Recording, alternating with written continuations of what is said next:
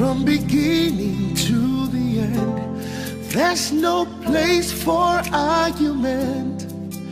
You are God all by yourself. You are God. C'est ton sang qui purifie.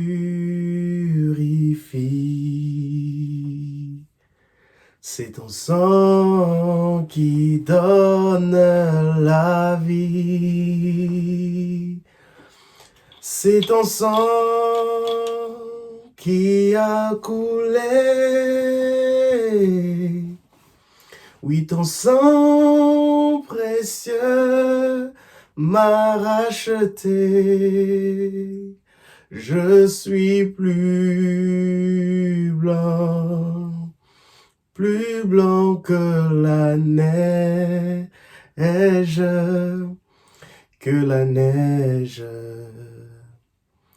Ô Jésus, toi l'agneau immolé.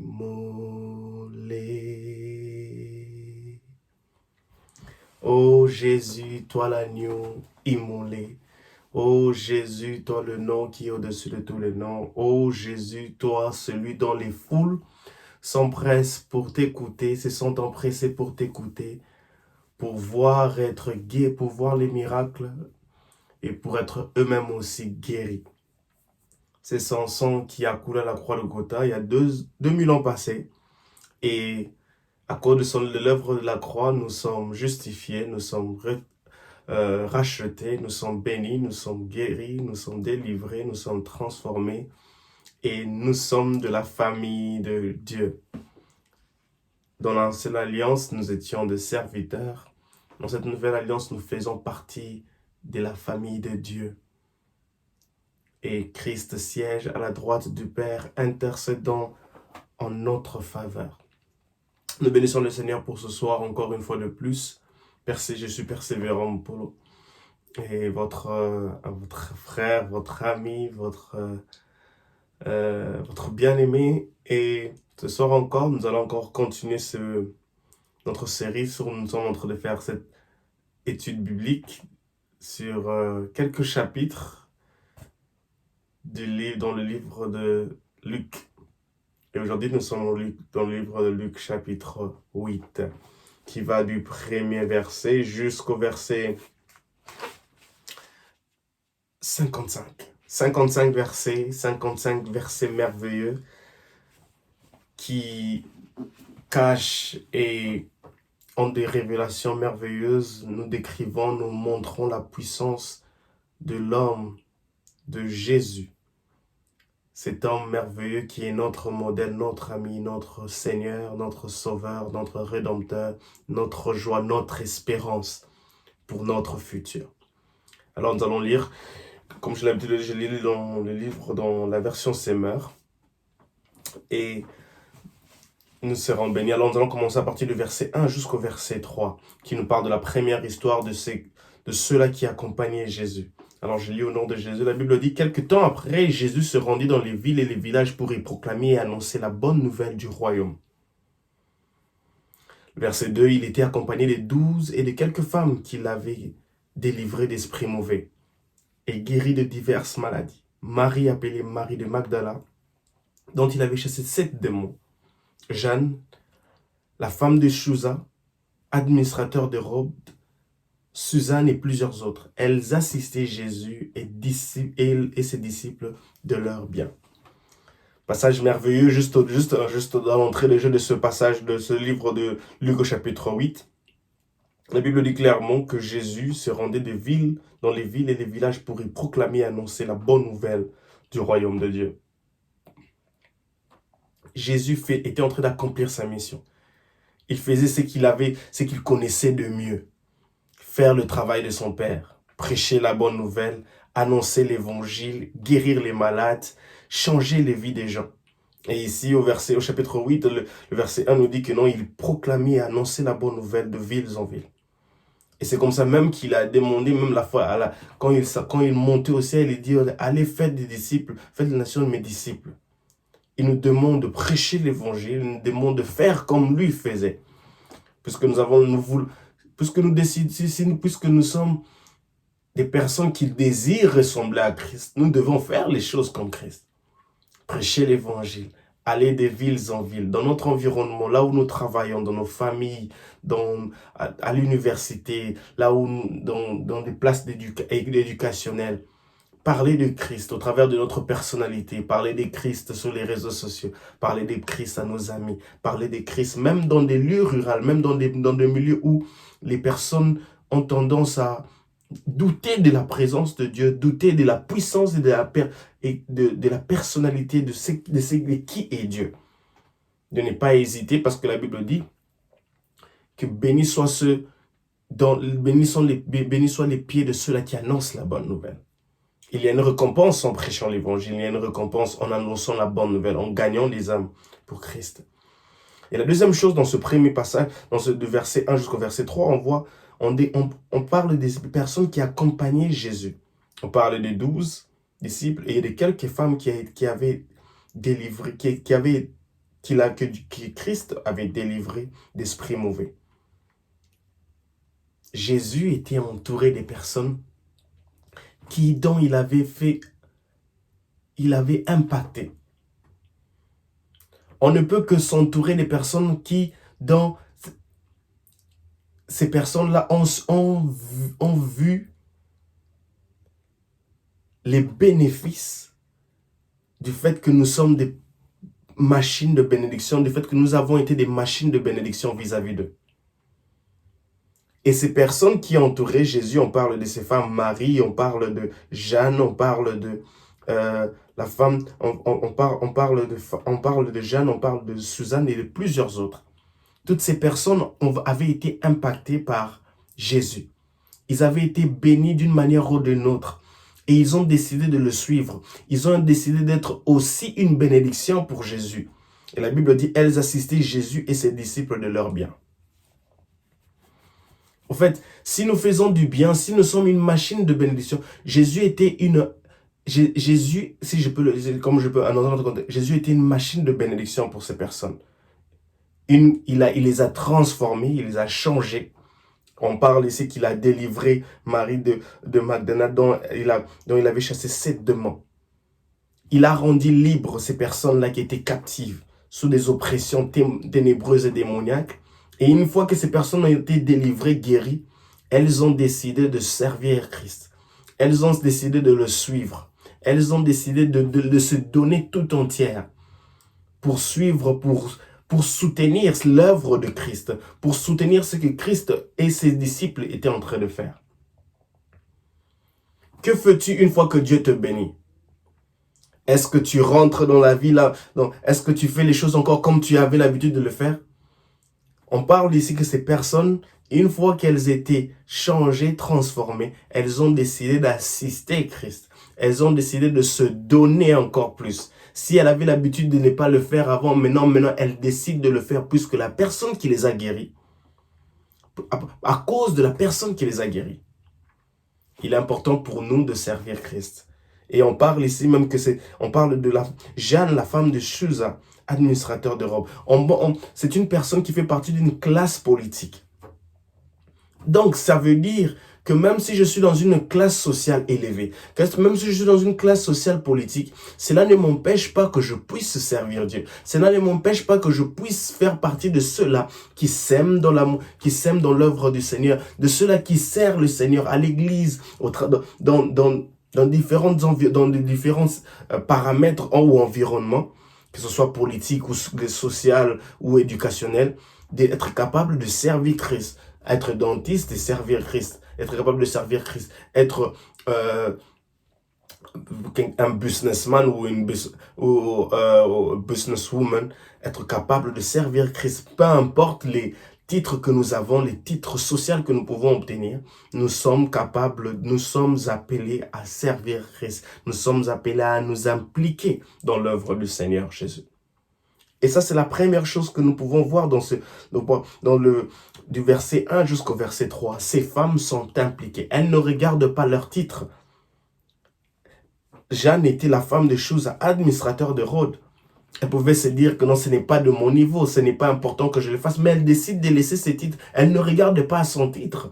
Elle décide de se lancer, elle décide de se donner dans l'œuvre du Seigneur en assistant Jésus et ses disciples. Que rien ni personne, que même les titres sociaux, que même les titres professionnels que tu as, ne puissent t'empêcher de servir Christ, ne puissent t'empêcher de te donner totalement au service de dans l'œuvre du Seigneur. Que rien ni personne ne t'empêche de te plonger, de donner totalement pour l'œuvre du Seigneur. Et il y a une récompense attachée à cela. La deuxième, et à partir du verset 4, nous avons la parabole du semeur. Et je lis au nom de Jésus, la Bible dit, une grande foule ayant afflué de chaque ville s'était rassemblée autour de lui. Alors Jésus leur raconta cette parabole. Un semeur sortit pour faire ses semailles. Pendant qu'il répandait sa sémence, des grains tombèrent au bord du chemin, furent piétinés par les passants et les oiseaux du ciel les mangèrent. D'autres tombèrent sur de la pierre. À peine eurent-ils germé que les petits plants séchèrent parce que le sol n'était pas assez humide. Verset 7. D'autres grains tombèrent au milieu des ronces. Celles-ci poussèrent en même temps que les bons plants et les étouffèrent. Verset 8. Mais d'autres tombèrent dans la bonne terre. Ils germèrent et donnèrent du fruit. Chaque grain en produisit 100 autres. Et Jésus ajouta, celui qui a des oreilles pour entendre, qu'il entende. Verset 9, les disciples lui demandèrent, que signifiait cette parabole? Verset 10, il leur dit, vous avez reçu le privilège de connaître le secret du royaume, mais pour les autres, ces choses sont dites en parabole. Ainsi, bien qu'ils regardent, ils ne voient pas, bien qu'ils entendent, ils ne comprennent pas. Et le verset 11, Jésus dit, voici donc le sens de cette parabole. Jésus explique la parabole et dit, la sémence, c'est la parole de Dieu. Au bord du chemin, ce sont les personnes qui écoutent la parole, mais le diable vient l'arracher de leur cœur pour les empêcher de croire et d'être sauvés. Ça, c'est la première caractéristique. Verset 13, sur de la pierre, ce sont ceux qui entendent la parole et l'acceptent avec joie. Comme ils ne la laissent pas prendre racine en eux, leur foi est passagère. Lorsque survient l'épreuve, ils abandonnent tout. Ça, c'est la deuxième caractéristique. La troisième caractéristique, la sémence tombée. Je vous dirai la troisième explication quand je parle de caractéristiques, c'est aussi ça par rapport à, il explique, Jésus est en train d'expliquer ces différentes caractéristiques se trouvant dans sa parabole. Et la troisième caractéristique, il parle de la sémence tombée au milieu des ronces, représente ceux qui ont écouté la parole, mais en qui elle est étouffée par les soucis, les richesses et les plaisirs de la vie, de sorte qu'elle ne donne pas de fruits. Enfin, la sémence tombée dans la bonne terre sont ceux qui, ayant écouté la parole, la retiennent dans un cœur honnête et bien disposé. Ils persévèrent et ainsi portent du fruit. Parole du Seigneur. Une histoire merveilleuse, la parabole du semeur. Plusieurs d'entre nous connaissent cette parabole, une parabole qui classifie trois types de personnes, trois types de chrétiens, trois types de personnes qu'on retrouve dans la vie quotidienne, qui d'autres sont juste des spectateurs, d'autres sont des acteurs, d'autres sont des participants. Et Jésus ici parle du semeur. Et au verset 10, d'ailleurs, en commençant par verset 10, après avoir fait l'illustration, après avoir parlé de donner l'illustration de cette parabole du verset 4 jusqu'au verset 8, Jésus dit il dit aux disciples au verset 10, il leur dit, vous avez reçu le privilège de connaître le secret du royaume, mais pour les autres, ce sont des choses, ces choses sont dites en parabole. Ainsi, bien qu'ils regardent, ils ne voient pas, bien qu'ils entendent, ils ne comprennent pas. Jésus dit quelque chose de très fort ici. Et il est important pour nous, en tant que chrétiens, d'être de ceux-là qui comprennent, d'être de ceux-là qui sont remplis de l'Esprit de Dieu, pour pouvoir percevoir ce que Christ, le message que Dieu veut nous transmettre. Que nous ne puissions pas être de ceux-là qui, ils ont des yeux mais ne voient pas. Et le danger, c'est que lorsque nous avons des yeux mais nous ne voyons pas, nous ne savons pas qu'il devant nous, il y a un piège. Devant nous, il y a une fosse, il y a un fossé. Devant nous, il y a une fosse de destruction qui est grandement ouverte. Et il est important pour nous d'être spirituellement éveillés. Il est important pour nous d'être spirituellement attentifs. Il est important pour nous d'être spirituellement sur les gardes, sur nos gardes. D'être spirituellement éveillé et attentif pour percevoir les révélations d'en haut, pour être attentif au Saint-Esprit quand Dieu veut nous parler, parce que Dieu peut nous parler par n'importe où, n'importe comment, n'importe quand, par n'importe qui. Il peut utiliser n'importe quoi, juste pour nous parler. Dieu peut te parler au travers d'un événement qui se déroule devant toi. Dieu peut te parler au travers d'une personne. Dieu peut te parler au travers d'un petit enfant. Dieu peut nous parler. Mais il est important pour nous que nous puissions être capables de percevoir, de comprendre que Dieu me parle ici. Dieu m'interpelle ici. Dieu est en train de me donner une réponse à une prière au travers de ce monsieur, au travers de cette dame, au travers de cette situation, au travers de cet enfant. Parce que, comme Jésus dit, ainsi bien, il ne faut pas que nous puissions nous être dans cette catégorie où Jésus dit des personnes qui regardent mais qui ne voient pas. Et ça, c'est dangereux. C'est même comme une personne qui conduit, il regarde, les gens le voient, les passants sont en train de voir que la personne regarde, a bien les yeux fixés devant, mais cette personne ne voit pas. Et les gens même se posent, comment il a fait l'accident? Il avait les yeux braqués devant. Mais malheureusement, la personne ne voyait pas. Et c'est alors que lorsqu'on n'est pas capable de voir, c'est alors que nous commettons des erreurs, c'est alors que nous nous retrouvons comme étant tombant dans des flagrants délits et des situations périlleuses où on se pose la question, comment je me suis retrouvé ici? Et ici, d'ici, nous pouvons tirer une prière, faire une prière et dire, Seigneur, ouvre mes yeux. Que je voie ce qui se passe. Ouvre mes yeux pour que je puisse percevoir, pour que je puisse voir ce que tu veux, le chemin à suivre, les personnes à côtoyer, l'environnement où je dois me placer. Ouvre mes oreilles, bénis mes oreilles afin que je puisse entendre comme toi. Bénis mes yeux afin que je puisse voir comme toi.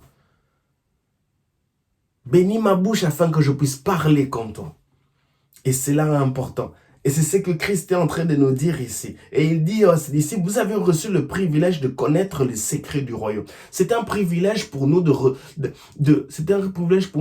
d'avoir été sauvés. Le salut est un privilège. Nous ne méritions pas d'être sauvés. Mais aujourd'hui, Dieu nous a fait la grâce au travers de l'œuvre qu'il a accomplie à la croix, d'être sauvés, d'être appelés maintenant enfants de Dieu. À cause de l'œuvre de la croix, et une fois que nous croyons à l'œuvre de la croix, une fois que nous croyons à ce qu'il a accompli, nous sommes sauvés, nous sommes transformés, et nous croyons que Christ est mort pour nous, il n'y a plus de condamnation, il n'y a plus de sacrifice à offrir pour le pardon de nos péchés, puisque Christ a tout payé. Et c'est un privilège pour nous, c'est un privilège pour nous de connaître, d'avoir cette révélation, de cette révélation importante qu'il n'y a plus de condamnation pour nous. Tout a été payé. Christ a tout accompli. Et Jésus continue en donnant l'explication de cette parabole. Il dit, la sémence, c'est la parole de Dieu. Ta parole est une lampe. David dit, ta parole est une lampe à mes pieds, une lumière sur mon sentier. La parole du Seigneur est une lampe à mes pieds, une lumière sur mon sentier. Et Jésus donne ici, il dit, voici donc le sens de cette parabole. La sémence, c'est la parole de Dieu. Une sémence, c'est quelque chose. Une sémence, c'est ce qui permet à ce que nous puissions produire d'avoir des récoltes. Quand on a une sémence de plantes végétales qui nous permet par exemple des sémences des sémences de différents fruits. Une fois que nous les plantons, une fois que nous les sémons quelque part dans une terre bien préparée, après un bout de temps, nous allons pouvoir récolter. La sémence est importante parce que c'est celle qui produira, c'est celle qui permettra de produire encore plus. On peut avoir juste un grain, mais en produire plus. Une fois qu'elle est bien placée, une fois qu'elle a été plantée, placée dans une bonne terre. Et Jésus arrive ici, il dit, au bord du chemin, ce sont les personnes qui écoutent la parole, mais le diable vient l'arracher de leur cœur pour les empêcher de croire et d'être sauvés. Jean chapitre 10, verset 10 dit que le diable ne vient que pour détruire et égorger. Ça donne la définition, la caractéristique, la fonction, la mission du diable. Mais le diable, lui, il vient pour détruire et égorger. Nous pouvons même le lire dans le livre de Jean chapitre 10, verset 10. Je nous lisons rapidement dans le livre de Jean chapitre 10, verset 10. Jean chapitre 10, verset 10. Un passage vraiment populaire. Donc il est important pour nous de... Jean chapitre 10, le voleur vient seulement pour voler, tuer et pour détruire. Moi je suis venu afin que les hommes aient la vie en abondance. Une vie abondante. 3 choses pour un voleur où Jésus est en train de faire référence à ce dont le diable, la mission du diable, la mission de l'ennemi vise dans nos vies, contre nos vies. C'est de venir de voler, de tuer, de détruire. Il n'y a rien d'autre. Le diable peut, aujourd'hui, le diable peut nous offrir plusieurs récompenses, un bonheur, mais qui est fictif, un bonheur qui est juste éphémère, un bonheur qui est de courte durée. Mais à la fin, il reprend tout, il détruit tout, et à tel point que même les gens ne s'en souviennent même plus que telle personne avait un standard élevé. Et nous voyons ça dans la vie, dans la vie quotidienne, où nous voyons plusieurs personnes ayant signé des pactes sataniques. Et une fois qu'ils arrivaient à leur contrat, une fois qu'ils arrivaient à leur terme, ils terminent d'une façon la plus scandaleuse. On se pose la question, mais qu'est-ce qui s'est passé? Pourquoi ce malheur? Et c'est ça la mission du diable, c'est de voler, de tuer, de détruire. Et nous voyons en rentrant dans le livre, dans notre passage de Luc au chapitre 8, en rentrant dans ce livre, le passage de Luc au chapitre 8, Jésus parle de la sémence de ceux-là, des personnes qui écoutent la parole, mais le diable vient l'arracher de leur cœur pour leur empêcher de croire et d'être sauvés. Le diable sait, le diable reconnaît que la parole de Dieu peut transformer une vie, une destinée. Il reconnaît que la parole de Dieu peut changer toute une famille. La parole de Dieu peut changer une vie détruite. La parole de Dieu peut restaurer. La parole de Dieu peut transformer, peut guérir, peut propulser, peut faire propulser une vie. Alors, son but maintenant est de voler, de détruire, d'égorger, de mettre à néant cela, de faire de son mieux, d'empêcher que les enfants de Dieu puissent écouter la parole et d'empêcher qu'un individu ou une individu d'écouter la parole afin que cette parole puisse la transformer. Le diable ne veut pas notre bonheur. Satan ne voudra jamais notre bonheur. Vous savez, quand un voleur vient, il entre dans votre maison, il ne vient pas pour votre bonheur. Alors là, non. Il vient pour une mission. Voler, détruire, tuer. Tuer s'il le faut, il le fera. Parce qu'il a besoin de cette télévision, parce qu'il a besoin de cet argent, parce qu'il a besoin de ces biens-là, dont il le revendra pour en tirer de l'argent. Il ne trouve pas d'autre moyen dans la vie pour gagner sa vie, mais seulement de voler, de détruire, de tuer. Et ça, c'est la fonction du diable. Ça, c'est la caractéristique que le diable a. C'est ce qu'il fait de plus mieux. De chercher à détruire, à voler, à distraire, à anéantir, à amener le peuple de Dieu, les enfants de Dieu dans la distraction afin d'être tués, afin d'être égorgés, afin de voir leur vie être mise à néant. Et Jésus dit ici au bord du chemin, ce sont des personnes qui écoutent la parole. Mais le diable vient l'arracher de leur cœur pour leur empêcher de croire et d'être sauvés. La parole de Dieu nous permet d'être sauvés. La Bible dit, la foi vient de ce qu'on entend vient de la parole de Dieu. Il y a des personnes qui ont perdu espoir. Il y a des personnes qui l'espérance n'existe plus dans leur dictionnaire. Il y a des personnes qui se disent que ça ne sert plus à rien de crier, de croire même en Dieu, de croire en Dieu. Pourquoi? Parce que tellement que le diable, toutes les fois qu'ils reçoivent des paroles d'encouragement, le diable vient, il fait quoi? Il cherche à leur décourager, il arrache cela de leur cœur. Il ne veut pas qu'ils puissent croire à la parole de Dieu, à cette parole d'espérance, à cette parole d'encouragement.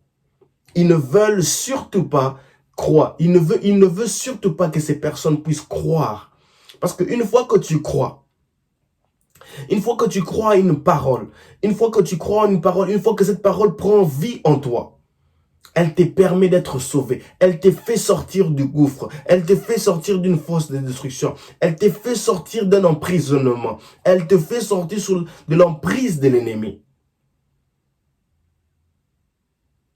Il arrive souvent où nous avons ce courage, nous sommes encouragés, mais nous recevons une phrase où nous voyons un message ou quelqu'un qui nous parle et qui nous décourage totalement. Et nous n'avons même plus ce désir encore de continuer à persévérer ou d'avancer, ou même d'espérer. Eh bien, bien-aimés dans le Seigneur, laissez-moi vous rappeler, vous le dire encore, que le diable a pour but de voler, de détruire, de décourager, de faire de son mieux pour nous empêcher d'être sauvés, pour nous empêcher de réussir, pour nous empêcher d'être guéris, pour nous empêcher de nous épanouir. Et l'une des manières pour nous d'être épanouis, c'est de vivre la parole de Dieu en nous. C'est de vivre la parole de Dieu en nous. C'est de vivre l'effectivité, la puissance de la parole de Dieu en nous, qui nous permet d'être sauvés, qui nous permet d'être en vie, qui nous permet d'aller de l'avant. Quand tu te retrouves dans des situations comme ça, dis à Dieu, Seigneur, aide-moi. Je veux que ta parole, je veux vivre la puissance de ta parole. Je ne veux pas laisser le diable me décourager. Je ne veux pas laisser le diable arracher ta parole dans mon cœur. Je ne veux pas laisser le diable arracher ta parole dans mon cœur, la sémence dans mon cœur. Et Jésus continue au verset 13 et dit, sur la pierre, ça c'est la deuxième caractéristique. Les premières caractéristiques, ce sont les personnes au bord du chemin. Au bord du chemin. La deuxième caractéristique, c'est sur la pierre. Là, Jésus dit, ce sont ceux qui entendent la parole et l'acceptent avec joie. Ils entendent la parole, ils l'acceptent avec joie. Oh oui, tu seras béni. J'ai un projet de paix et non de malheur. Alléluia. Ça, c'est très bien. Ça, c'est bon. Oui, ils acceptent ça avec joie. Parce qu'ils savent que non, ils ont besoin de bon. Ils veulent vivre le bonheur. Tout le monde veut vivre le bonheur. Ils acceptent ça avec joie. Mais Jésus ajoute, il dit, mais comme ils ne laissent pas prendre racine en eux, comme ils ne la laissent pas prendre racine en eux, leur foi est passagère. Lorsque survient l'épreuve, ils abandonnent. Lorsque survient l'épreuve, ils abandonnent. Lorsque survient les difficultés, lorsque survient le chômage, lorsque survient le rejet, la solitude, lorsque survient les calomnies, lorsque survient les insultes, lorsque survient les vents et marées, lorsque survient les périodes difficiles, lorsque survient les situations difficiles, lorsque surviennent les moqueries, lorsque surviennent les insultes, lorsque surviennent les dénigrements, lorsque survient le rejet, ils abandonnent.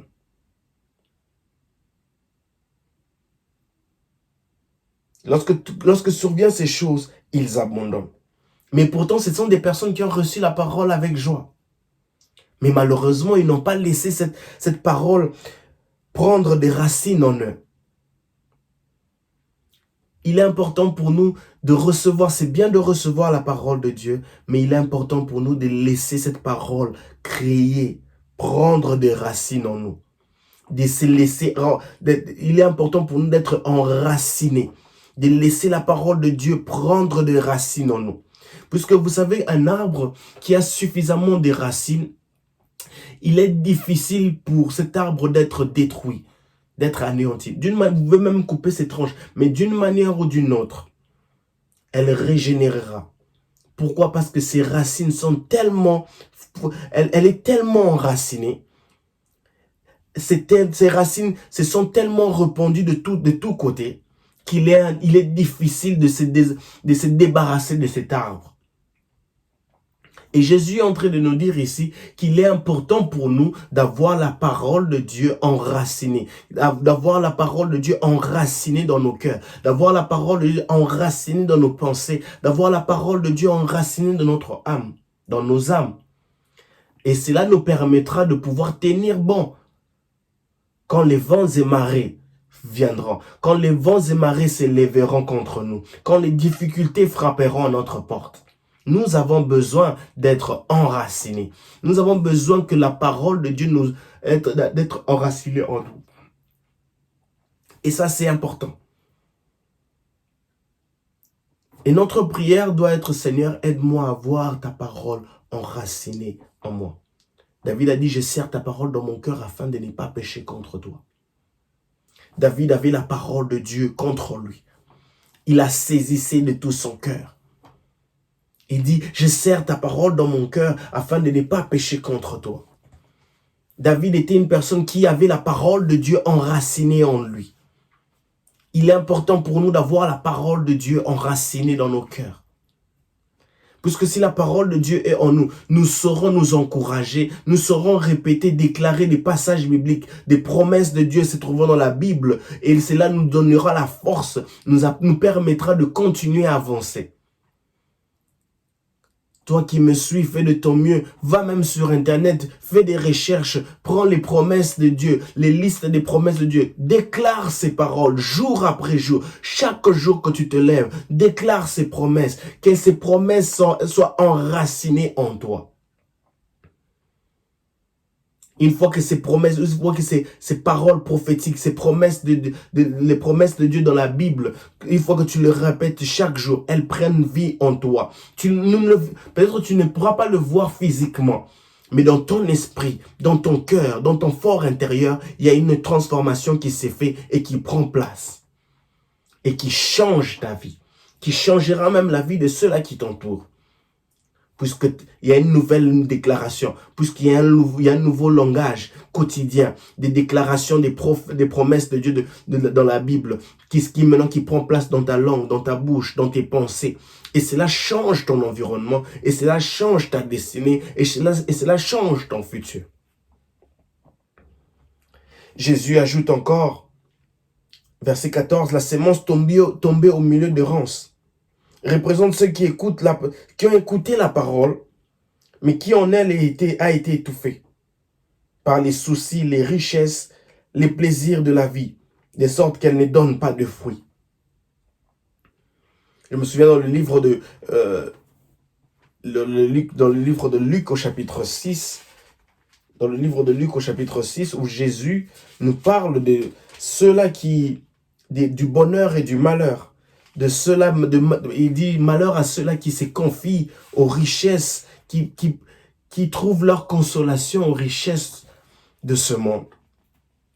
C'est dans le livre de Luc au chapitre 6, nous avons déjà en parlé, où Jésus est en train faisait une différence entre ceux-là qui le suivent et ceux-là qui ne le suivent pas. Il a parlé du bonheur et du malheur. Et il dit malheur à ceux-là qui trouvent leur consolation dans les richesses. Il parle des richesses de ce monde. Et Jésus dit ici, la sémence tombée au milieu des ronces représente ceux qui écoutent la parole, qui ont écouté la parole. Ils ont écouté la parole, ils l'ont reçue dans leur cœur, mais en qui elle a été étouffée par les soucis. Elle est étouffée par les richesses et les plaisirs de la vie, de sorte qu'elle ne donne pas de fruits. Des fois, nous étouffons cette puissance. Parce que la parole de Dieu est une puissance qui libère, qui sauve, qui peut changer notre vie. Mais malheureusement, nous nous retrouvons nous-mêmes en tant que destructeurs, en étouffant la parole de Dieu, en étouffant la puissance de la parole de Dieu par les soucis. Les soucis. On se pose des questions. Est-ce que demain, là, ma vie, comment sera mon lendemain? Comment sera mon futur? Est-ce que je réussirai? Est-ce que je vais émerger? Est-ce que je vais faire ceci, cela? On se pose des questions, on se fait des soucis. C'est tout à fait normal puisque nous sommes humains. Mais que cela ne puisse pas nous amener à douter, à étouffer la puissance de la parole de Dieu qui nous dit que Christ a tout accompli, qu'il a un projet de paix et non de malheur, qu'il n'est pas un homme pour mentir, ni un fils de l'homme pour se repentir. Qu'il est alpha et oméga, il dit un mot et la chose s'accomplit. Que cela ne puisse pas nous amener à un point où dire que non, Dieu nous a oubliés, car Dieu ne nous oubliera jamais. Il a fait dans la vie de plusieurs de ses serviteurs, ceux-là qui n'avaient pas d'enfants, ceux-là qui étaient abattus, ceux-là qui avaient des noms, des malheurs, mais Dieu les a transformés, ceux-là qui étaient stériles, mais Dieu se souvenu d'eux. Dieu est capable d'agir. Ne laissons pas les soucis étouffer la puissance de la parole de Dieu, étouffer la puissance des promesses de la parole de Dieu dont nous recevons, dont nous déclarons jour après jour. Des fois, on se pose la question, mais ces promesses que je suis en train de déclarer jour après jour, de chaque jour, est-ce qu'elles sont en train de prendre place? Je ne vois pas cela. Et nous laissons le souci prendre le dessus sur la parole de Dieu et nous nous retrouvons perdants. Et nous nous retrouvons perdants. Et nous étouffons la parole de Dieu. Jésus ajoute ici encore les richesses et les plaisirs de la vie. Les richesses et les plaisirs de la vie. Une fois que nous pensons que une fois que nous trouvons notre consolation dans les richesses et les plaisirs de la vie, c'est là que nous nous retrouvons en train d'étouffer la parole de Dieu. La personne ne veut plus croire à la parole de Dieu, à l'évangile. Il ne veut plus croire parce que la personne a trouvé sa consolation dans les richesses et les plaisirs du monde. Les richesses et les plaisirs du monde, nous pouvons les voir. Elles ont un plaisir momentané pour une période donnée. Mais après, les conséquences sont tellement néfastes, on se pose même la question, si je savais. On commence à réfléchir, on commence à se dire, si je savais, j'aurais fait ceci. Si je savais, j'aurais pu me donner plus à des choses louables, à des choses plus glorifiantes, que de trouver ma consolation dans les richesses et les plaisirs de la vie. Les plaisirs, les richesses et les plaisirs de la vie sont vaines, sont temporaires. La Bible dit vanité des vanités, tout est vanité. Elles sont temporaires, elles sont passagères. Elles passeront, nous les laisserons. Lorsque nous allons mourir, nous allons laisser toutes ces choses, tous nos biens. On ne va pas dire non, je vais partir avec ma maison, non, je vais partir avec mon téléphone. Non, nous laisserons toutes ces choses. Car vanité des vanités, tout est vanité. Nos comptes en banque, l'argent, les biens. Nous pouvons jouir de cela puisque nous sommes humains. Mais nous ne faisons pas de ces richesses et de ces richesses et de ces plaisirs en tant qu'humains où nous devons nous réjouir de la bénédiction de Dieu, de ces personnes que Dieu a mis autour de nous. Ne faisons pas de cela une consolation qui prend le dessus sur la parole de Dieu, qui prend le dessus sur l'importance que nous devons donner à la parole de Dieu, qui prend le dessus sur l'importance que nous devons donner à notre relation intime avec Dieu, qui prend le dessus sur notre relation avec Christ, qui prend le dessus sur notre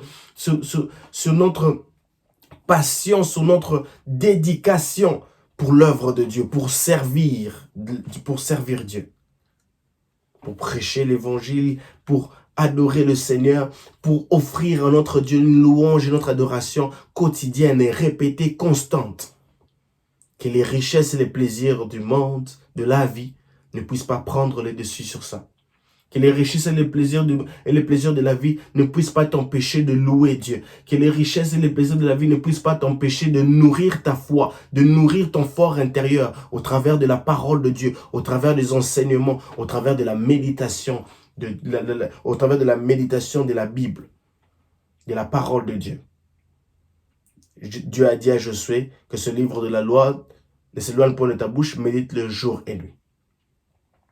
que les plaisirs et les richesses de ce monde ne puissent pas prendre la place de la parole de Dieu dans nos cœurs. La parole de Dieu doit avoir une place à elle-même, une place bien, elle doit avoir une place plus confortable que celle des richesses et des plaisirs de la vie. Car la parole de Dieu nous sauve, car la parole de Dieu nous change, car la parole de Dieu nous console. Et Jésus arrive au verset 15 et dit, enfin, la sémence tombée dans la bonne terre. Ce sont ceux qui, ayant écouté la parole, la retiennent dans un cœur honnête et bien disposé. Ils persévèrent et ainsi portent du fruit. La Bible dit, ils persévèrent et ainsi portent du fruit. Il est important pour nous de saisir cette parole. Il est important pour nous de la retenir, de l'écouter premièrement, de la retenir dans un cœur honnête et bien disposé. Avoir un cœur disposé, avoir un cœur honnête, avoir un cœur disposé qui retient la parole de Dieu. Il est important pour nous de retenir la parole de Dieu. Cherchons à retenir la parole de Dieu, à la mettre en pratique, à la garder dans un cœur bien disposé. Et c'est alors, et à la garder dans un cœur bien disposé. C'est un peu comme des semences. Ça peut être des semences de fruits ou des légumes. Une fois qu'elles ont été mises dans une bonne terre, le cultivateur est rassuré, il peut dormir en paix. Il sait que la terre a été bien labourée. Il sait que le fumier a été bien mis. Et une fois qu'elle a été arrosée, et maintenant ils mettent les semences, il sait. Les cultivateurs savent qu'ils ont fait un bon travail, que la semence est tombée dans la bonne terre, a été mise dans la bonne terre, une terre bien cultivée, une terre bien disposée. Et cette terre bien disposée, on a dû enlever tout ce qui n'était pas bien, toutes les choses, toutes les salubrités, toutes les choses impures, toutes les choses empêchant à ce que les semences puissent germer, puissent produire.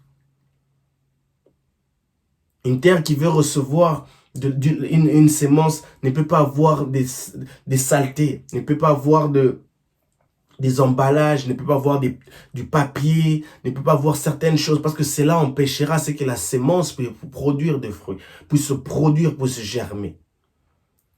C'est une terre qui a dû être labourée. Elle a dû être labourée. Lorsqu'on laboure, il y a plus qu'un mouvement. La terre est tournée. La terre est tournée. La terre est sarclée. Où on enlève les déchets, on enlève les différentes saletés. On enlève tout ce qui est débris. On enlève tout ce qui n'est pas bon.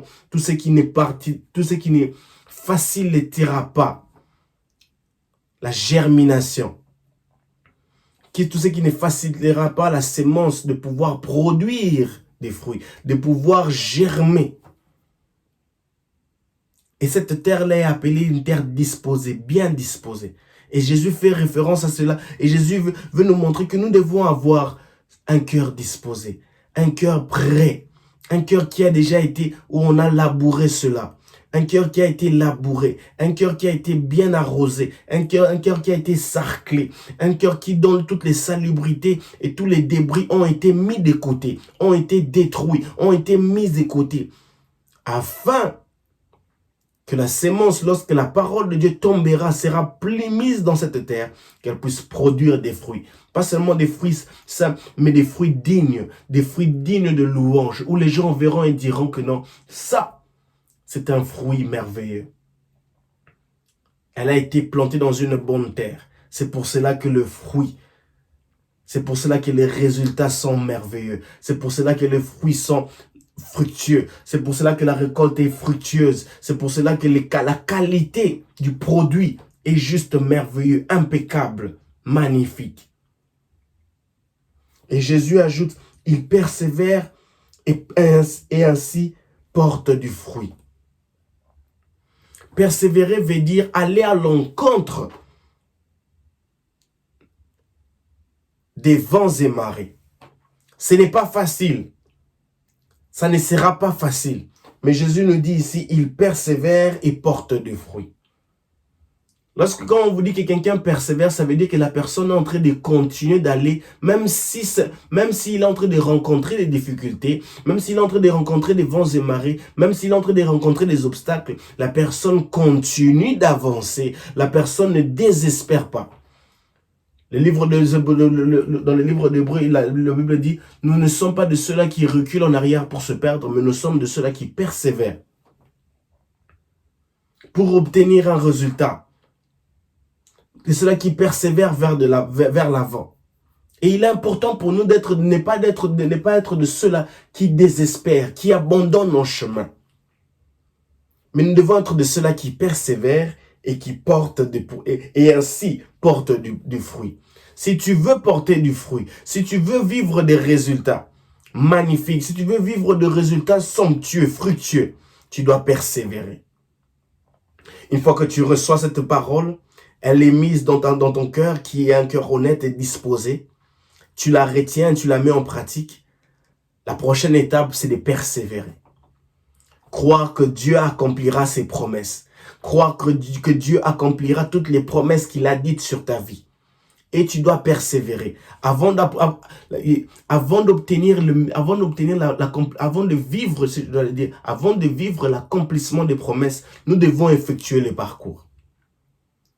Avant de vivre l'accomplissement des promesses, nous devons accepter de persévérer, d'aller à l'encontre des vents et marées, de ne pas se laisser décourager. Et une fois que nous effectuons ce parcours, c'est alors que nous arriverons à la destination où nous vivrons que les accomplissements, que des accomplissements et accomplissements des promesses de Dieu. Et nous nous poserons la question, Dieu, comment est-ce que je suis arrivé ici? La réponse sera simple, nous avons persévéré. Tu as dû persévérer, tu as dû aller de l'avant, tu as dû te fortifier jour après jour pour te dire que je ne suis pas un bon à rien, je ne suis pas une bonne à rien. L'Éternel est de mon côté, je ne dois pas me décourager. Christ est en moi, l'espérance de la gloire. Que 1000 tombent à mes côtés, 10 000 à ma droite, je ne serai pas atteint.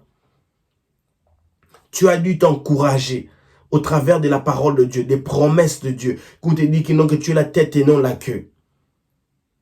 Des promesses de Dieu, tu t'es encouragé de cela et tu as persévéré. Ces promesses de Dieu, ces paroles, ces déclarations quotidiennes, journalières t'ont permis de persévérer et c'est ainsi que tu as récolté des fruits et des fruits dignes de louange, des fruits dignes, des fruits somptueux, des fruits merveilleux. Et ceci est important pour nous de comprendre cela, de saisir cela, que nous devons continuer à persévérer. Ne te décourage pas, n'abandonne pas maintenant. Ton miracle arrive, reste à ton poste, continue de servir, continue de louer Dieu, continue d'aller à l'église, continue de nourrir ta foi chrétienne avec des paroles productives, avec des paroles se trouvant dans la Bible, dans la Sainte Bible, avec des paroles d'encouragement basées sur la foi, basées sur l'œuvre de la croix, pour dire que Christ a tout accompli. Et si Christ a tout accompli, c'est-à-dire que non, maintenant je n'ai besoin que de vivre, de placer ma confiance sur l'œuvre de la croix, sur ce qu'il a accompli et continuer de persévérer. Ça ne marche pas maintenant, mais ne te décourage pas. Continue de persévérer. Continue de persévérer. Continue de persévérer. Et c'est ainsi que tu porteras du fruit. La troisième histoire dans ce chapitre 8, la Bible nous parle de la parabole de la lampe. J'ai lu au nom de Jésus. Le verset 16 dit, « Personne n'allume une lampe pour la cacher sur un récipient ou la mettre sous un lit. On la place au contraire sur un pied de lampe pour que ceux qui entrent dans la pièce voient la lumière. » Verset 17, « Tout ce qui est caché maintenant finira par être mis en lumière. Et tout ce qui demeure secret sera finalement connu et paraîtra au grand jour. » Verset 18. « Faites donc attention à la manière dont vous écoutez, Car celui qui a, on donnera encore davantage. Mais à celui qui n'en a pas, on ôtera même ce qu'il a, ce qu'il doit avoir. Jésus, dans cette parabole ici, nous voyons que Christ est en train de nous montrer, il est en train de nous dire que tout ce qui est caché maintenant finira par paraître en lumière. Tout ce qui demeure secret sera finalement connu et paraîtra au grand jour. Il est important pour nous de vivre une vie de sanctification, une vie d'honnêteté, une vie de sainteté. Parce que c'est donc ce que nous cachons, c'est que les gens ne voient pas. Christ, Dieu, lui, peut voir ça. Rien n'est caché devant les yeux de Dieu. Rien n'est caché. Tout ce qui est caché, maintenant, finira par être mis en lumière. Et tout ce qui demeure secret sera finalement connu et paraîtra au grand jour. Vivons à la lumière, vivons sous la lumière de Christ. Vivons sous la lumière de la parole de Dieu. Car David a dit, ta parole est une lampe à mes pieds. Vivons sur la parole de, vivons sur la lumière de la parole de Dieu. Elle nous éclairera. Elle nous permettra de vivre une vie de sanctification, une vie de sainteté, une vie éclairée, une vie éclairée. Vivons sur la lumière de la parole de Dieu. Vivons sous la lumière de Christ. Et quand nous sommes en train, quand nous vivons sur la lumière de Christ, sur la lumière de la parole de Dieu, sous la lumière de la parole de Dieu, elle permet même à d'autres personnes de voir qui nous sommes, qu'il n'y a rien de caché, que nous vivons une vie qui glorifie Dieu. Vivons sous la lumière de la parole de Dieu. Et nous n'allons pas nous égarer dans des hérésies, dans des différentes sectes, dans des différentes choses qui détruisent, qui influencent, qui étouffent notre foi chrétienne. Vivons sous la lumière de la parole de Dieu. La lumière de la parole de Dieu, cette lumière que la parole de Dieu qui nous montre comment nous devons vivre, c'est comment nous devons croire, comment nous devons prier, c'est à quoi nous devons nous attacher. Pas divers pseudo-prophètes, mais à la parole de Dieu qui nous demande de regarder à l'œuvre de la croix de Dieu, à l'œuvre de la croix où Christ a tout accompli. Vivons sous la lumière de la parole de Dieu. Vivons sous la lumière du Christ, puisque Christ est la lumière du monde. Et une fois que nous vivons sous la lumière, nous n'avons pas à nous cacher, nous n'avons pas à craindre, nous n'avons pas à nous inquiéter qui me regarde à gauche, qui me regarde à droite, puisque nous vivons sous la lumière de Christ. Cela est suffisant. Et Christ ajoute, faites donc attention à la manière dont vous écoutez, car celui qui a, on donnera davantage. Lorsque tu as quelque chose de grand, de qualité, on donne encore davantage. C'est même ça, on le voit même dans la vie quotidienne. On te donnera encore plus d'éloges, on te donnera encore plus de responsabilités parce que tu as déjà quelque chose de grand. Tu es solide en toi, ta personnalité est solide, tes qualités, tes capacités sont solides. Tu es capable de donner, de transformer une équipe qui était une équipe désavantageuse en une équipe pleine de talents, pleine avantageuse. On te donnera encore plus d'honneur, plus de notoriété, plus de valeur. À cause de ce que tu as, à cause de ce qui est solide qui est en toi. Mais à celui qui n'en a pas, on notera même ce qu'il croit avoir. Ceci est interpellant pour nous. Qu'as-tu? Comment entretiens-tu ce que tu as? Comment se fait-il que tu n'as rien en toi? Comment se fait-il que tu n'as rien en toi?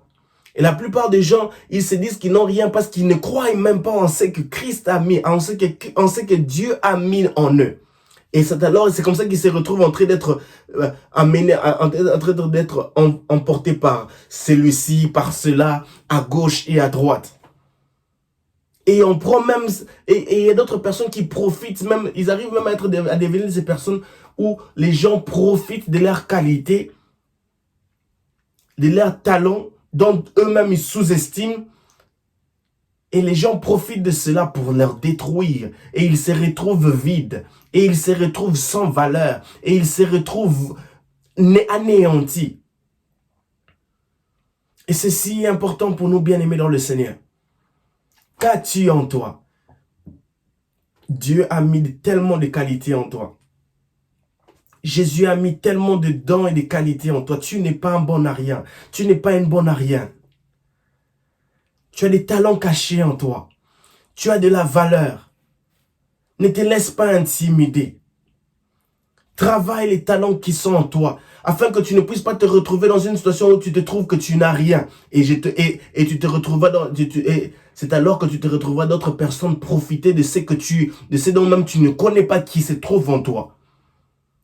Et tu te retrouveras toujours au niveau zéro. À tout moment au niveau zéro. Puisque quelqu'un en profite de ce que tu as. Puisque quelqu'un en profite de ce qui est placé en toi. Travaille les talents que tu as en toi. Développe des qualités encore plus. Apprends encore plus. Chaque jour, développe les talents et les qualités. Deviens solide dans ton fort intérieur. Deviens solide intellectuellement. Développe une intellectualité solide et ferme. À tel point qu'on voit que non, au travers de ton intellectualité, de ton intelligence, de ta sagesse, il y a des projets qui peuvent être réalisés. Il y a des œuvres, il y a des ouvrages qui sont réalisés. Et c'est alors que même les gens accourront vers toi pour dire, cette personne-là a quelque chose que nous n'avons pas. Cette personne-là est solide. Cette personne-là est pleine de qualités. Et les gens en bénéficieront. Et les gens accourront en toi juste pour bénéficier de ce que tu as. Et ils te donneront encore plus d'éloges, même plus de responsabilités. Parce qu'ils savent de quoi tu es capable de faire. Mon bien-aimé dans le Seigneur, ne te laisse pas décourager. Ne te laisse pas décourager par quoi que ce soit et par qui que ce soit. Ne te laisse pas emporter par quoi que ce soit ou par qui que ce soit pour te laisser intimider. Pourquoi que tu n'as rien? Pourquoi que tu n'as pas de valeur? Tu as de la valeur. Le verset 19, une histoire encore merveilleuse. La Bible dit, la mère et les frères de Jésus vinrent le retrouver. Mais ils ne purent pas l'approcher à cause de la foule. Verset 20. On lui fit dire, ta mère et tes frères sont là dehors. Ils voudraient te voir. Mais Jésus leur répondit, ma mère et mes frères sont ceux qui écoutent la parole de Dieu et qui font ce qu'il demande. Une réponse merveilleuse. Et je dirais que cette réponse nous ramène encore nous ramène au verset 11 jusqu'au verset 15 sur le sujet de la parole de Dieu qui est la sémence. Jésus dit, il donne la réponse, il dit, ma mère et mes frères sont ceux qui écoutent la parole de Dieu et qui font ce qu'elle demande. Écouter la parole de Dieu et faire ce qu'elle nous demande.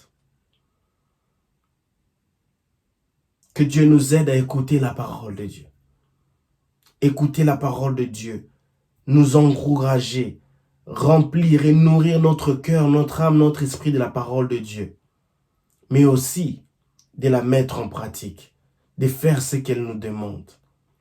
Ça ne sera pas facile. Ce n'est pas facile. Mais Dieu, l'Esprit de Dieu nous aidera à le faire. L'Esprit de Dieu nous aidera à le mettre en pratique. Deux choses que Christ a dit. Il dit, ma mère et mes frères sont ceux-là qui écoutent la parole de Dieu et qui la font et qui font ce qu'elle demande. Ceux qui font partie de la famille de Dieu sont ceux-là qui écoutent la parole de Dieu et qui la mettent en pratique et qui font ce qu'il la demande. Ma question est ceci, mets-tu la parole de Dieu en pratique? Est-ce que tu mets ce que la parole de Dieu te demande en pratique? Fais-tu ce que la parole de Dieu te demande? Une question quotidienne dont nous avons besoin de nous la poser jour après jour. Est-ce que je mets la parole de Dieu en pratique? Est-ce que je mets cette parole en pratique? Est-ce que j'obéis à cette parole? Est-ce que j'obéis à cette parole? Si je suis vraiment de la famille de Dieu, j'écouterai la parole de Dieu et je la mettrai en pratique. Des fois, notre ego en tant qu'humain cherche à prendre le dessus, cherche à dompter notre fort intérieur, cherche à dompter notre amour pour Christ, cherche à dompter notre intimité pour Dieu, pour l'œuvre de Dieu, pour la parole de Dieu. Mais avec l'aide de Christ, mais avec l'aide du Saint-Esprit, il nous aidera, le Saint-Esprit nous aidera à mettre en pratique la parole de Dieu. À mettre en pratique ce que la parole de Dieu nous demande. Non seulement après avoir écouté, ingurgité, à nourrir, remplir notre âme, notre esprit, notre cœur, nos cœurs de la parole de Dieu, il est important que nous puissions la mettre en pratique. Puisque nous faisons partie de la famille de Dieu. Et Christ dit, c'est ce que Christ nous dit, c'est ce que Dieu nous dit ce soir, en ce jour, que nous devons non seulement écouter la parole, mais la mettre en pratique. C'est un peu comme les différentes personnes qui reçoivent des cours pratiques ou des cours pratiques dans des formations pratiques. C'est bien d'avoir la théorie, mais il est important de mettre en pratique cette théorie. C'est un peu comme une personne qui apprend à conduire. Il y a d'abord les cours théoriques. Une fois que les cours théoriques ont été reçus, maintenant il faut les mettre en pratique. Il faut mettre en pratique ces cours théoriques. Il faut suivre à la lettre ce qui nous a été demandé, ce qui a été dit, comment démarrer une voiture, comment faire une marche arrière, comment faire avancer une voiture, comment regarder l'essence, tout cela. Après la théorie, c'est la pratique. Nous devons mettre en pratique ce dont nous avons écouté, ce dont nous avons reçu. Mettre en pratique. Qu'est-ce que la parole de Dieu te demande? Lorsque tu médites la parole, mais lorsque tu médites la Bible chaque jour, quel est cet ordre? Qu'est-ce que tu as appris? Qu'est-ce qu'on t'a dit? Quel est cet ordre suprême que tu as reçu dans ta méditation du jour? Quel est l'ordre? Qu'est-ce que la parole de Dieu te demande de faire? La fais-tu déjà ou c'est quelque chose de difficile pour toi d'accomplir? Jésus dit, mes frères et mes sœurs, ma mère et mes frères sont ceux qui écoutent la parole de Dieu et qui font ce qu'elle nous demande et ce qu'elle demande. Que Dieu nous aide à mettre sa parole en pratique. Que Dieu nous aide à écouter sa parole. Que Dieu nous aide à nous enseigner, à enrichir notre fort intérieur de sa parole et de la mettre en pratique. Le verset 22, une autre histoire merveilleuse, la Bible dit, un jour Jésus monta dans le bateau avec ses disciples et leur dit, passons de l'autre côté du lac. Ils gagnèrent le large. Verset 23. Pendant la traversée, Jésus s'assoupit. Soudain, un vent violent s'éleva sur le lac. L'eau envahit le bateau. La situation devenait périlleuse. Verset 24. Les disciples s'approchèrent de Jésus et le réveillèrent en criant, « Maître, Maître, nous sommes perdus. » Quant à eux, ils étaient saisis de crainte et d'étonnement et ils se disaient, Maître, nous sommes perdus. Il se réveilla et parla sévèrement au vent et aux flots tumultueux. Ils s'apaisèrent et le calme se fit. Alors il dit à ses disciples, où est donc votre foi? Quant à eux, ils étaient saisis de crainte et d'étonnement et ils se disaient les uns les autres, qui est donc cet homme? Voyez, il commande même au vent et aux vagues et il s'en fait obéir. Une histoire merveilleuse, une histoire. Les disciples sont en train de passer une situation difficile. Et Jésus est présent, mais Jésus dort. Jésus est en train de s'assoupir. Ils doivent passer de l'autre côté du lac. Et pendant la traversée, pendant qu'ils sont en train de traverser, Jésus s'assoupit. Soudain, un vent violent s'éleva sur le lac. L'eau envahit le bateau. La situation devenait périlleuse. J'aime bien ce passage, du verset 22 jusqu'au verset 25. Car il y a plusieurs révélations que nous pouvons trouver dans ce passage. Dans notre vie chrétienne, dans notre marche quotidienne, il arrive que Jésus dort. Il arrive que nous puissions étouffer l'aisance que nous avions donnée à Christ, la place que nous avions donnée à Christ.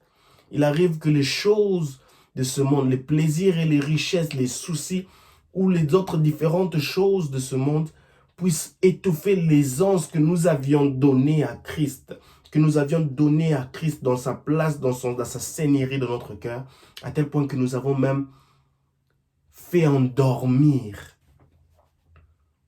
Christ.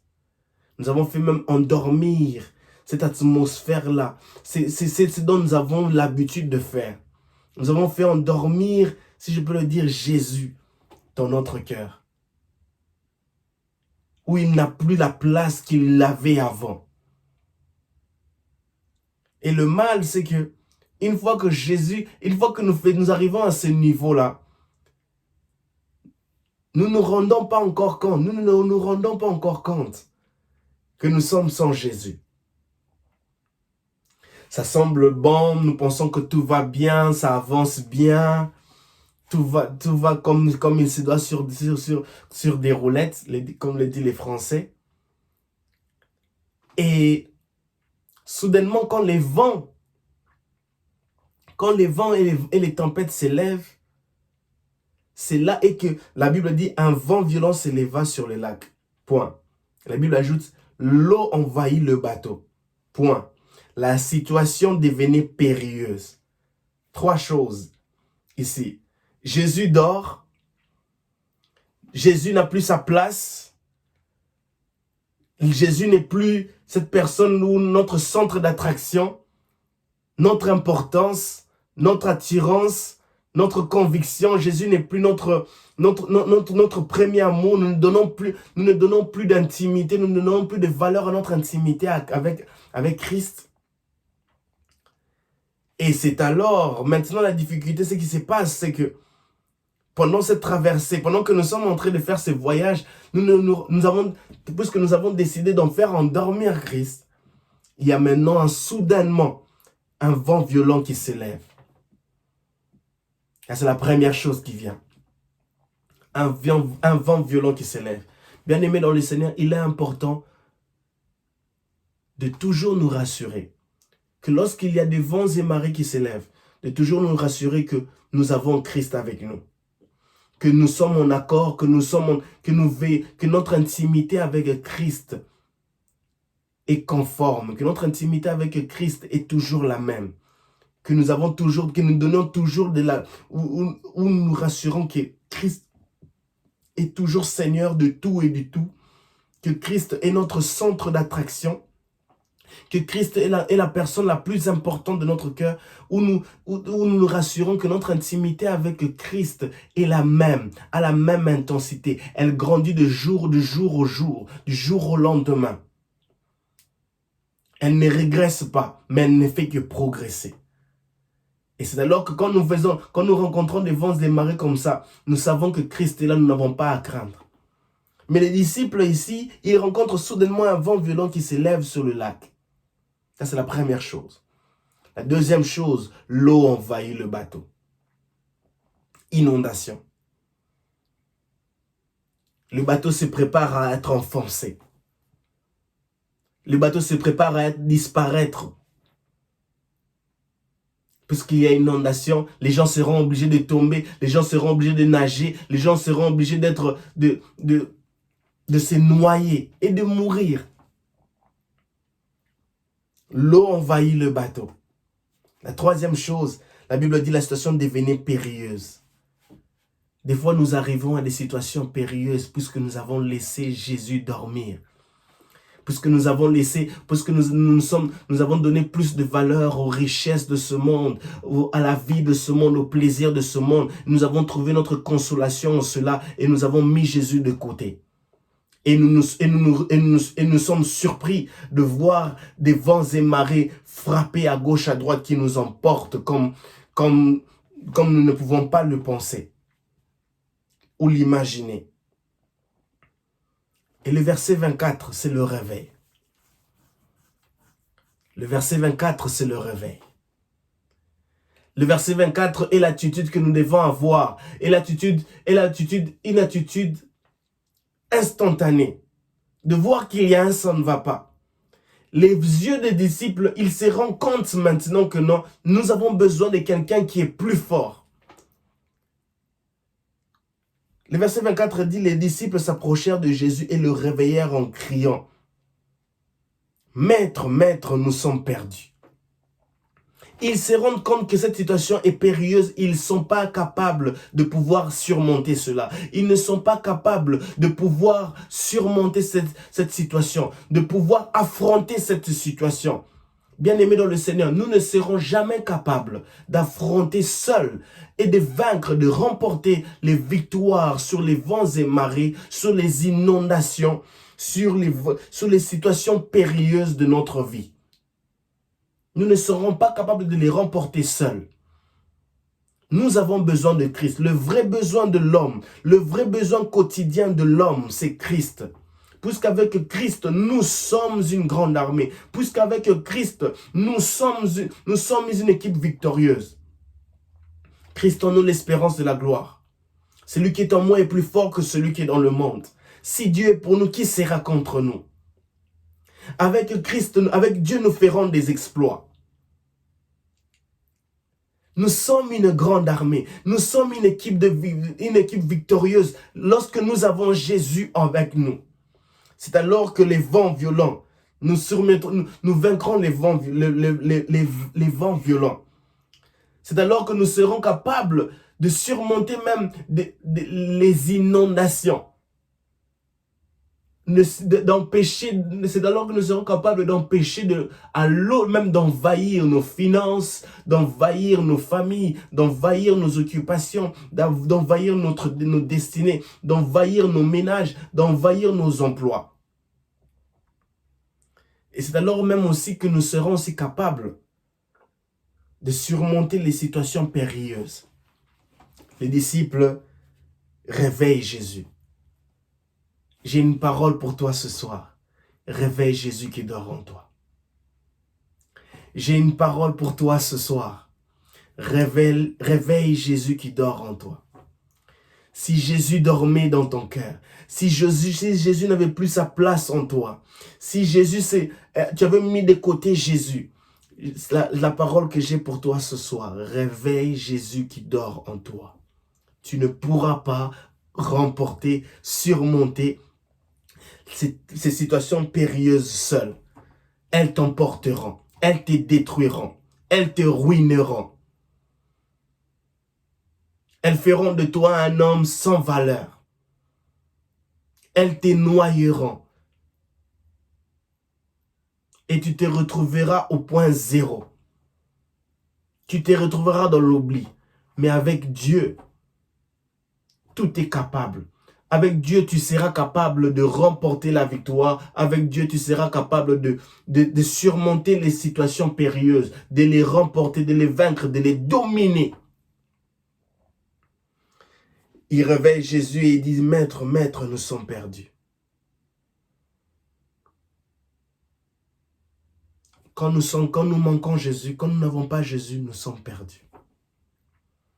Quand nous n'avons pas Jésus dans notre cœur, quand nous n'avons pas Jésus dans notre équipe, quand nous n'avons pas Jésus dans nos projets, quand nous n'avons pas Jésus dans nos décisions, quand nous n'avons pas Jésus dans nos engagements, quand nous n'avons pas Jésus dans nos relations, quand nous n'avons pas Jésus dans notre destinée, quand nous n'avons pas Jésus dans nos entreprises, quand nous n'avons pas Jésus dans tout ce que nous entreprenons, nous sommes perdus.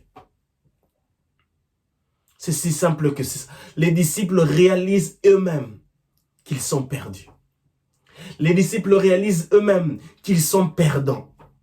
Face à cette situation périlleuse, face à l'inondation qui prend place dans le bateau, face à ce vent violent, les disciples réalisent eux-mêmes qu'ils sont perdants, qu'ils sont perdus, qu'ils ne peuvent aller nulle part, qu'ils ne peuvent pas remporter la victoire, que rien ne peut changer. Ils se rendent eux-mêmes ils se rendent eux-mêmes compte qu'ils sont perdus. Ils voient de leurs propres yeux qu'ils sont incapables. Ils disent, Maître, nous sommes perdus. Bien-aimés dans le Seigneur, il est important pour nous de savoir, de nous rendre compte du danger qui nous guette lorsque nous laissons Jésus derrière nous.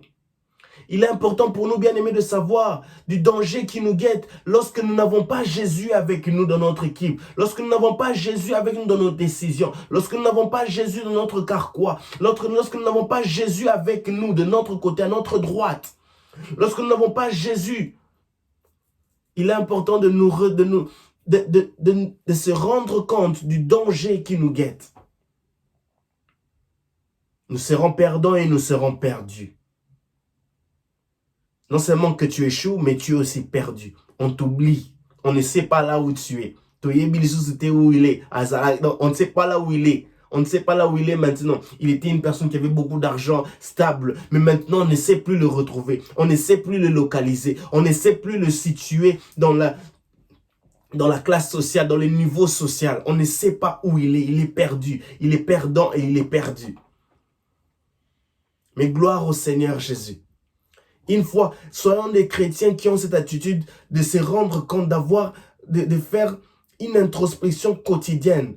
Est-ce que Jésus est avec moi? Est-ce que ça va? Est-ce que la situation, les vents et marées que je suis en train de traverser, est-ce que je suis en train de traverser ces vents et marées seul ou avec Jésus?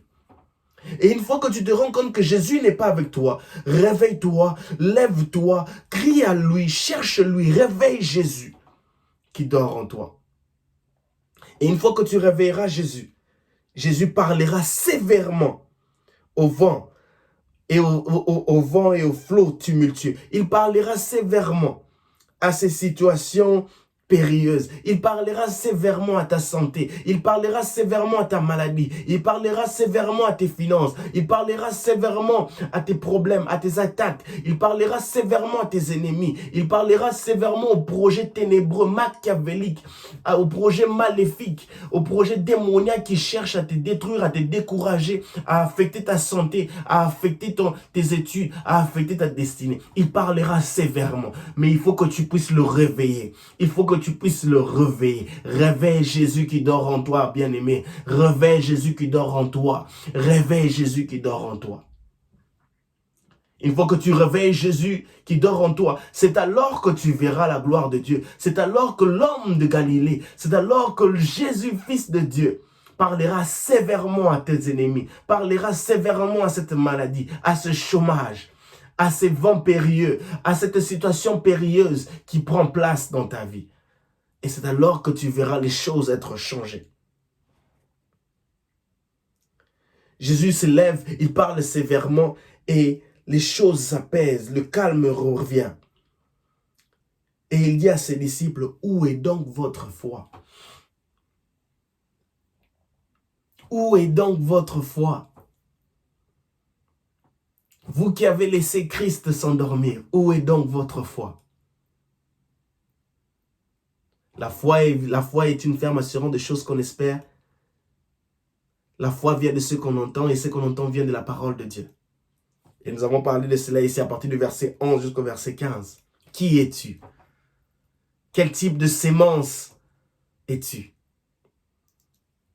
Sur quelle terre la parole de tombe-t-elle dans ta vie? Es-tu une terre disposée qui reçoit la parole de Dieu? Qui persévère, et c'est ainsi qu'elle porte des fruits. Jésus pose la question à ses disciples, où est donc votre foi? Il fait référence à la parole de Dieu. Comment nourris-tu ton âme? De quoi nourris-tu ton âme, ton esprit, ton fort intérieur? Est-ce que tu nourris suffisamment ton âme des enseignements bibliques, des louanges, de la parole de Dieu? Est-ce que ta foi, elle est basée sur le Christ? Où est votre foi? Où est donc votre foi? En qui mettez-vous votre foi? En qui placez-vous votre foi? Bien-aimé dans le Seigneur, place ta confiance en Christ. Place ta confiance en Dieu. Crois en Dieu. Espère en Dieu. Ta foi doit être basée sur Jésus. Ta foi doit être basée sur la puissance, sur l'œuvre de la croix de Golgotha. Ta foi doit être placée sur Jésus, le roc, la fondation, la merveilleuse fondation. La fondation solide et sûre. Ta foi doit être basée sur Christ. Et après, on voit que les disciples même sont étonnés. Ils disent, qui est cet homme qui dont même les vents et les marées, les vents et les flots obéissent? Jésus, l'homme extraordinaire, qui gronde, qui s'élève et qui apaise les vents et marées. Jésus est capable d'apaiser cette situation difficile qui prend place, qui est en train de prendre place dans ta santé, dans ton ministère, dans tes finances. Jésus est capable d'apaiser cette situation difficile. Bien-aimé dans le Seigneur, il n'y a rien qui est impossible à Dieu. Où est ta foi? En qui places-tu ta foi? Auprès de qui cries-tu, aide-moi? Auprès de qui cries-tu, soutiens-moi? Auprès de qui cries-tu, guéris-moi? Est-ce que c'est auprès de ces personnes qui s'appellent Dieu mais qui n'ont jamais fait de grandes choses, qui sont morts et ne sont pas ressuscités? Est-ce que c'est auprès de ces dieux-là qui demandent plusieurs sacrifices, plusieurs règles, qui n'ont payé aucun prix pour le rachat de nos péchés? Auprès de qui cries-tu, guéris-moi? Auprès de qui cries-tu, délivre-moi? Auprès de qui cries-tu, change-moi? Où est ta foi? Ta foi est-elle placée en la parole de Dieu? Si tu veux nourrir ta foi, il faudra que tu puisses écouter la parole de Dieu, la mettre en pratique. Il faudra que ton cœur soit un cœur disposé, honnête, pour recevoir la parole de Dieu, pour recevoir la sémence, pour recevoir la parole de Dieu qui est la sémence. Et c'est alors que tu porteras des fruits après avoir persévéré. Ça ne sera pas facile. Ça ne sera pas facile, mon bien-aimé. Ça ne sera pas facile, ma bien-aimée sœur. Ça ne sera pas facile. Tu as besoin d'avoir une foi ferme. Tu as besoin d'avoir une foi ferme. Et la foi vient de ce qu'on entend. Ce qu'on entend vient de la parole de Dieu. Écoute la parole de Dieu. Réécoute la parole de Dieu. Nourris ton esprit de la parole de Dieu. Nourris ton âme de la parole de Dieu. Nourris ton cœur de la parole de Dieu. Et c'est alors que ta foi prendra une autre tournure. C'est alors que ta foi sera encore ferme. C'est alors que ta foi s'affermira encore. Et que tu deviendras encore plus mature, plus fort spirituellement, puisque la parole de Dieu demeure en toi, puisque la parole de Dieu te fortifie, puisque la parole de Dieu prend place dans tes nerfs, puisque la parole de Dieu prend place dans tous les compartiments de ta santé, de ta vie. Où est ta foi? Réveille Jésus qui dort en toi. Ne laisse pas Jésus dormir. Réveille Jésus qui dort en toi. Réveille Jésus qui dort en toi. C'est seul Jésus qui peut apaiser cette situation. C'est seul Jésus qui peut te guérir. C'est seul Jésus qui peut te transformer. C'est seul Jésus qui peut te changer. Où est ta foi? Place ta foi en Christ. Ne place pas ta foi dans les choses vaines. Ne place pas ta foi dans les choses de ce monde, dans les sectes, dans les choses occultes de ce monde, dans les plaisirs et les richesses de ce monde, car elles sont temporaires, elles sont passagères. Nous les laisserons tous ici sur terre. Place ta foi en Christ. Place ta foi en Dieu. C'est alors que tu verras les choses être changées. C'est alors que tu verras les choses être transformées dans ta vie. Jésus, l'homme qui apaise les situations périlleuses. Jésus, l'homme qui guérit les malades. Jésus, l'homme qui change l'eau en vin. Jésus, l'homme qui empresse les foules à venir l'écouter, à venir voir les choses merveilleuses, à venir voir les miracles prendre place. Jésus, l'homme qui change toute situation. Seigneur, je te prie pour mon frère et ma soeur. Merci pour ce soir. Merci pour ce moment. où nous avons partagé ta parole. Même si nous n'avons pas terminé, Seigneur Père éternel, nous te disons merci, Seigneur. Car Jésus, tu es l'homme extraordinaire. Tu es celui qu'il faut. Tu es celui dont nous avons besoin. Tu es cette personne, Seigneur Père éternel, tout-puissant, indispensable à nos vies. Tu es cette personne indispensable dans chaque domaine de nos vies, Seigneur. Tu es celui dont nous avons besoin.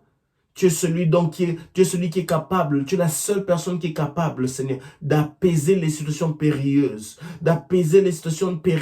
dans nos vies. Tu es celui qui est capable d'apaiser chaque situation, toutes les situations périlleuses dans nos vies. Les vents et marées, les inondations qui prennent place. Tu es la seule personne qui est capable de les apaiser, de les transformer, de les changer, de les bouter hors, de les faire partir loin de nous, Seigneur. Tu es la seule et l'unique personne. Là où nous t'avons laissé dormir, là où nous t'avons mis de côté, là où nous ne t'avons pas donné la première place, là où nous ne nous sommes pas rendus compte que nous étions en train de conduire nous-mêmes, nous étions en train d'aller seuls nous étions en train d'aller seuls sur ce chemin, là où nous t'avons laissé derrière, là où nous t'avons mis de côté, nous te demandons de nous pardonner. Aide-nous à être des chrétiens qui se rendent compte rapidement, qui se relèvent et qui cherchent à remettre Christ là où il doit, là où à la place qu'il faut, à donner toute l'aisance dont il mérite, dans le nom puissant de Jésus-Christ, Père. Père éternel, Dieu Tout-Puissant, je te prie de bénir mon frère et ma soeur. Merci de calmer la situation. Merci de calmer les situations périlleuses qui prennent place dans la vie de mon frère et de ma soeur. Et d'accorder la victoire au nom de Jésus. Amen. Que Dieu vous bénisse abondamment. Nous n'avons pas terminé. Nous sommes arrêtés au verset 25. Et prochainement, nous allons continuer cela. Que Dieu vous fasse abondamment du bien.